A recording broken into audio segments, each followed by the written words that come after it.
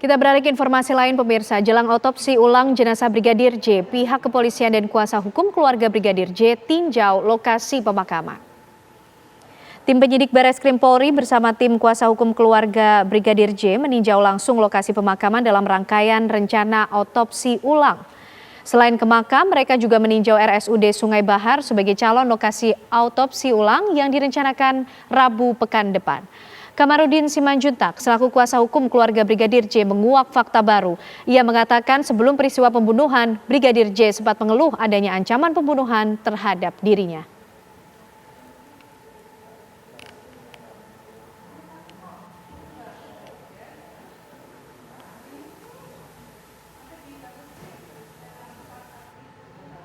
Penjagaan di makam Brigadir J hingga kini masih dilakukan hingga otopsi ulang usai dilaksanakan. Penjagaan yang dilakukan berupa pengecekan setiap beberapa jam sekali, bahkan masih ada warga yang datang untuk melihat langsung makam Brigadir J.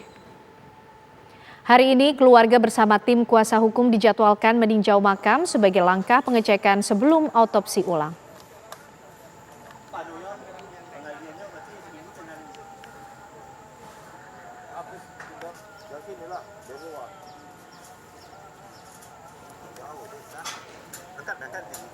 Angkat tinggi terus, biar nengkok lurus terus.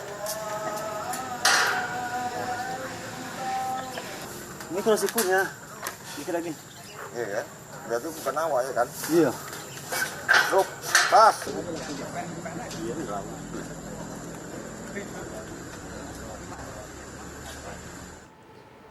Bagaimana rencana otopsi ulang atas jenazah Brigadir J? Kami ajak Anda bergabung dengan rekan kami Nofri Afandi yang sudah ada di Jambi. Nofri, silakan informasinya.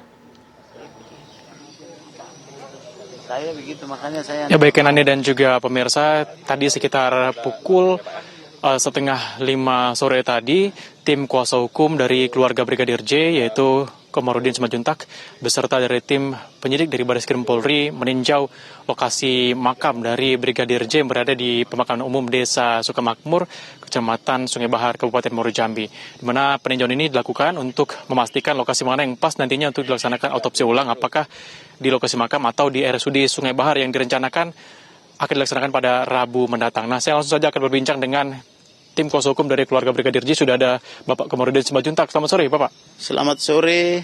Baik. Selamat sore semuanya pemirsa TV One yang kita cintai. Baik, Pak Kamarudin, dari perkembangan kemarin sudah dilaksanakan pemeriksaan di Mapolda Jambi. Seperti apa, Pak, kira-kira?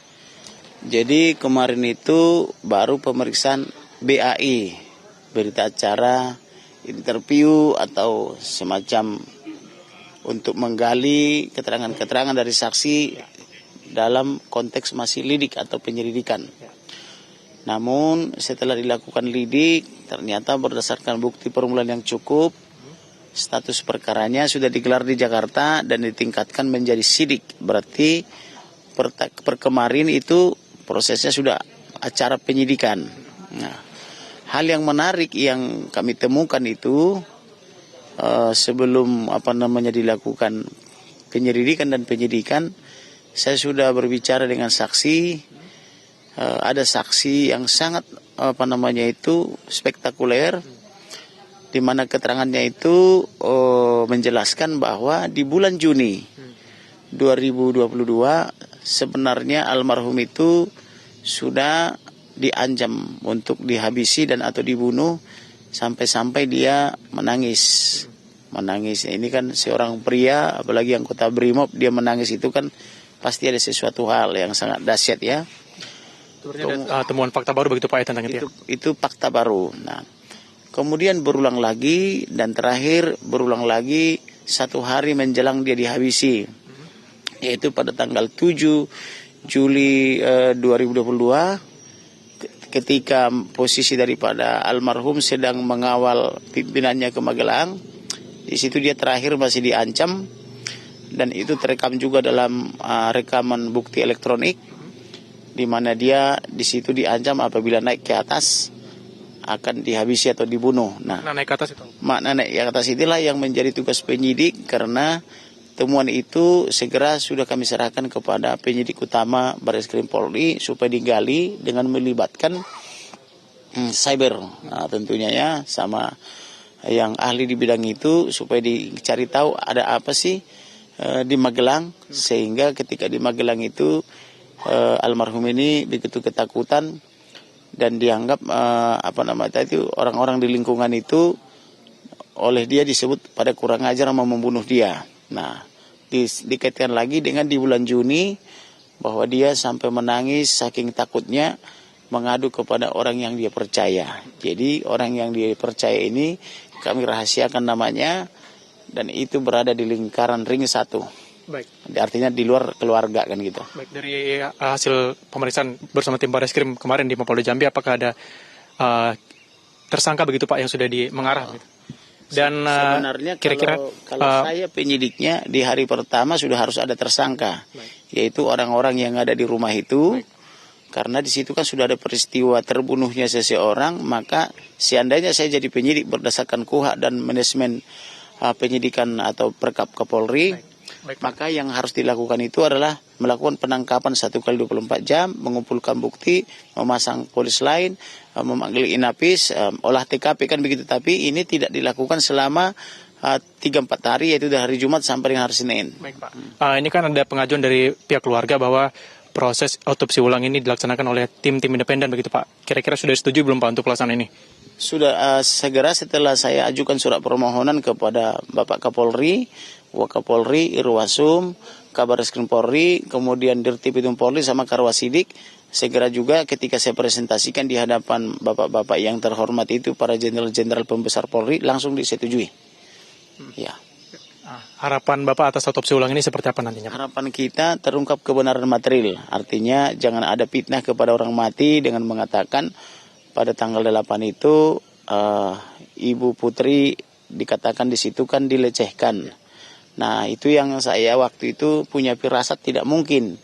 Karena tidak mungkin seorang ajudan dengan pangkat brigadir berani melecehkan istri seorang jenderal bintang 2, apalagi Kadipropam ya. Karena saya ini kan banyak teman saya jenderal, saya lihat bagaimana sikap mereka itu sangat hormat dan sangat patuh kepada para pimpinan. Jadi rasanya tidak mungkin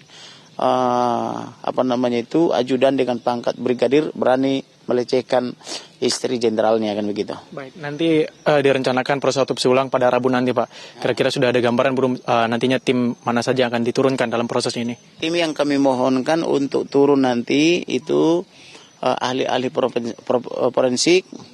Salah satunya itu juga saya mohon juga atau saya rekomendasikan, ternyata beliau juga terpilih dari RCM. Kemudian ada juga dari RCM itu kan saya ajukan sekitar 13 orang ya.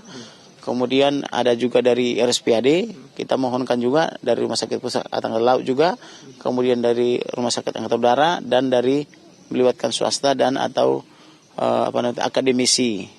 Namun yang menjadi bahan pemikiran buat kita semuanya untuk dinilai oleh Bapak Kapolri, Wakapolri, Irwasum Polri, Kabar Reskrim maupun Dirtipidum dan Karwasidik adalah apakah Kapolres Jakarta Selatan begitu mengetahui hari Jumat terjadi tindak pidana yang kata mereka menembak itu, apakah dilaporkan kepada Kapolda Metro Jaya atau tidak? Nah, itu perlu dijawab oleh Kapolda Metro Jaya, dan sekiranya dilaporkan, sekiranya ya atau seandainya, apa tindakan Kapolda Metro Jaya setelah dia mendapatkan laporan itu? Atau misalnya tidak dilaporkan.